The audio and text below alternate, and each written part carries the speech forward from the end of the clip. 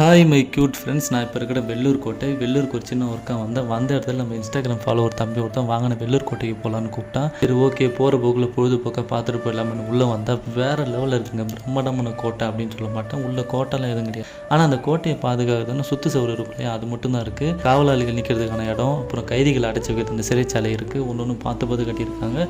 உள்ள ஒரு பிரம்மாண்டமான பெரிய கோயில் ஒன்று இருக்குது. அந்த கோயில் சிவன் கோயில் தான், வேறு லெவலில் இருக்குது. வெளியில் ஒரு தேர் ஒன்று, அந்த தேரில் தான் சாமியை ஊர்வலம் கொண்டு போகிறவங்களுக்கு உள்ளே இருக்க சின்ன சின்ன சிற்பங்கள் அவ்வளோ ஒரு நுணுக்கமாக கட்டியிருக்காங்க.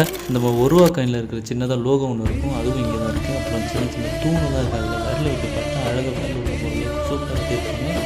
பெரிய ஆமை ஒன்று, அந்த ஆமை மேலே ஒரு ஸ்டேஜ் ஒன்று கட்டி அதில் தான் திருமணம்லாம் பண்ணியிருக்கிறாங்க. மொத்தத்தில் வேலூர் கோட்டை வேறு லெவலில் இருக்குது. நீங்கள் கண்டிப்பாக வேலூர் வந்தீங்க, இந்த இடத்த சுற்றி பார்க்காம இருக்காதீங்க, கண்டிப்பாக பாருங்கள். இதே போல் வேறு ஒரு வீடியோவில் உங்களை வந்து பார்க்குற வரைக்கும் tata bye, see you, love you all. அவங்க பாக்ஸ சுபாஷ்.